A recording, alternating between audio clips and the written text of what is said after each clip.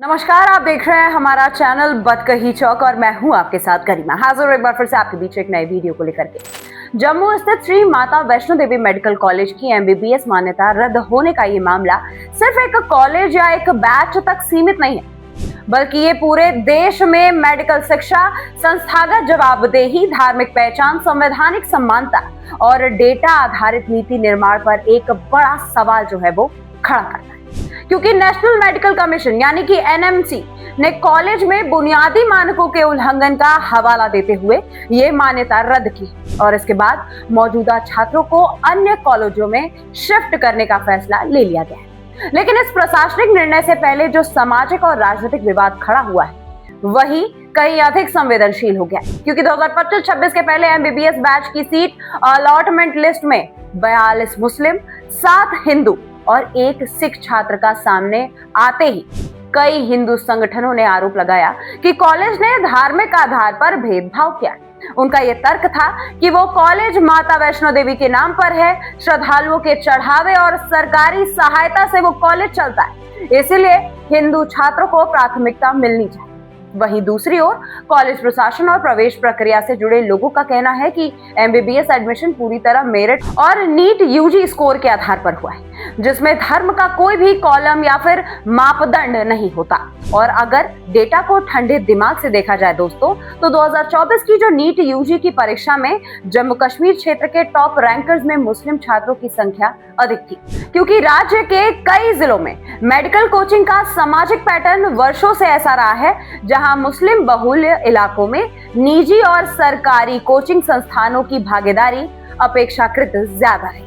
जबकि पहाड़ी और ग्रामीण हिंदू बहुल्य क्षेत्र में अब भी उच्च स्तरीय कोचिंग तक पहुंच सीमित है। इसी असमान शैक्षिक आधार पर असर सीट अलॉटमेंट के आंकड़ों में भी दिखाई दे रहा है और यही वह बिंदु है जहां भावनात्मक तर्क और डेटा आधारित तर्क के बीच टकराव जो है वो शुरू हो जाता है। अगर राष्ट्रीय स्तर पर देखें तो 2023-24 के नीट यूजी डेटा के अनुसार एमबीबीएस सीट पाने वाले छात्रों में लगभग 52 से 55% ओबीसी, 27 से 28% जनरल, 15% एससी और 7 to 8% एसटी वर्ग से लोग आते हैं। दोस्तों, धर्म आधारित आधिकारिक आंकड़े सरकार प्रकाशित नहीं करती, लेकिन विभिन्न शैक्षिक सर्वे बताते हैं कि मुस्लिम छात्रों की कुल हिस्सेदारी एमबीबीएस में 6 से 7% यानी कि 6 to 7% के आसपास होते हैं, यानी वे अपने जनसंख्या अनुपात 14 to 15% से काफी कम प्रतिनिधित्व में है। ऐसे में किसी एक कॉलेज के एक बैच में मुस्लिम छात्रों की संख्या अधिक होना अपने आप में पूरे सिस्टम का पैटर्न नहीं बन जाता,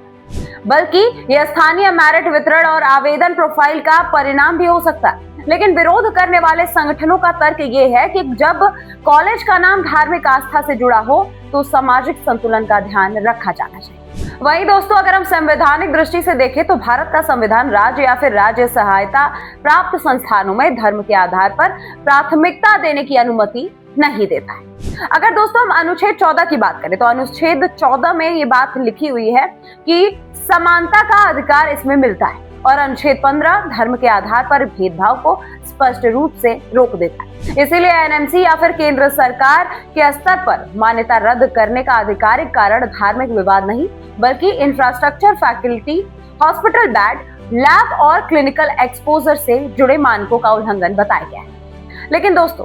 सामाजिक विमर्श में ये जो मुद्दा है वो धार्मिक ध्रुवीकरण के रूप में अब सामने आया है और आपको हम बताएं कि यहीं से जो तुलना है वो की जाने लगी है एएमयू यूनिवर्सिटी यानी कि अलीगढ़ मुस्लिम यूनिवर्सिटी की, क्योंकि एएमयू को लेकर लंबे समय से ये बहस चलती आ रही है दोस्तों कि क्या वहां मुस्लिम छात्रों को अनुचित लाभ मिलता है, जबकि सच तो ये है दोस्तों कि सुप्रीम कोर्ट और संसद दोनों के निर्णयों के बाद एएमयू को एक केंद्रीय विश्वविद्यालय माना जाता है, जहां आरक्षण नीति भारत सरकार के नियमों के अनुसार लागू होती है। एएमयू में लगभग 50% सीटें मुस्लिम छात्रों के पास जाती है, लेकिन इसका कारण ये नहीं है कि धर्म के आधार पर आरक्षण है, बल्कि हम आपको बताएं कि ऐतिहासिक रूप से वहां आवेदन करने वाले मुस्लिम छात्रों की संख्या बहुत अधिक होती है और कई पाठ्यक्रमों में प्रवेश परीक्षाओं में उनका जो प्रदर्शन है वो बेहतरीन है।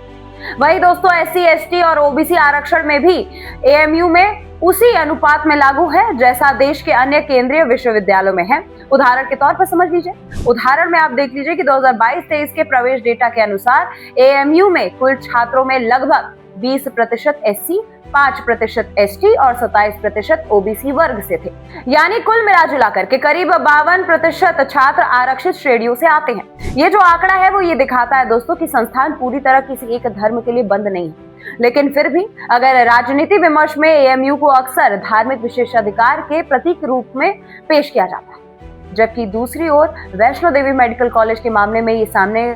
सवाल उठ रहा है कि क्या किसी धार्मिक नाम वाले संस्थान में बहुसंख्यक समुदाय को वरीयता मिलनी चाहिए। अगर जनता के नजरिए से अगर हम तर्क रखा जाए तो एक वर्ग ये कहता है दोस्तों कि चढ़ावे और आस्था से जुड़े संसाधनों का उपयोग समुदाय विशेष के लिए होना चाहिए, जबकि दूसरा वर्ग ये कहता है कि एक बार जब संस्थान राज्य और केंद्र के नियमों के तहत मेडिकल कॉलेज बन गया हो तो पूरी तरह वो सेक्युलर शैक्षिक ढांचे का हिस्सा है,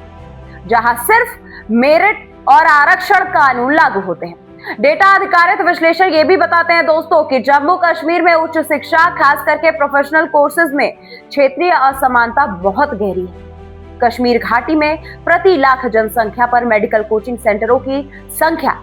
जम्मू संभाग के कई जिलों से लगभग दोगुनी है। वहीं लड़कियों की भागीदारी मुस्लिम समाज में हाल के वर्षों में तेजी से अब बढ़ रही है, जिसका सीधा असर दोस्तों मेरिट लिस्ट पर पड़ रहा है। इसके विपरीत कई हिंदू बहुल पहाड़ी क्षेत्रों में ड्रॉप आउट रेट अधिक है और नीट जैसे राष्ट्रीय स्तर के एग्जाम में प्रतिस्पर्धा करने के लिए संसाधन सीमित है। ऐसे में जब सिर्फ अंतिम सीट अलॉटमेंट लिस्ट को देखा जाता है दोस्तों तो उसके पीछे एक शैक्षिक और सामाजिक डेटा को नजरअंदाज जब किया जाता है तो काफी असंतोष जो है वो लोगों के बीच में पैदा होने लगता है। लेकिन दोस्तों समाधान धार्मिक प्राथमिकता नहीं है बल्कि शिक्षा के अवसरों को संतुलित करना है। NMC के फैसलों के बाद छात्रों को दूसरे कॉलेज में शिफ्ट करना एक तत्कालीन प्रशासनिक उपाय है, लेकिन दीर्घकालिक सवाल ये उठता है दोस्तों कि क्या भारत में मेडिकल शिक्षा को धार्मिक पहचान से जोड़ करके देखा जाना चाहिए या इसे पूरी तरह योग्यता, पारदर्शिता और सम्मान अवसर के फ्रेम में रखा जाना चाहिए। अगर जनता के दृष्टिकोण से देखा जाए तो एक बड़ा वर्ग ये कहता है कि अगर AMU जैसे संस्थानों में मुस्लिम छात्रों की संख्या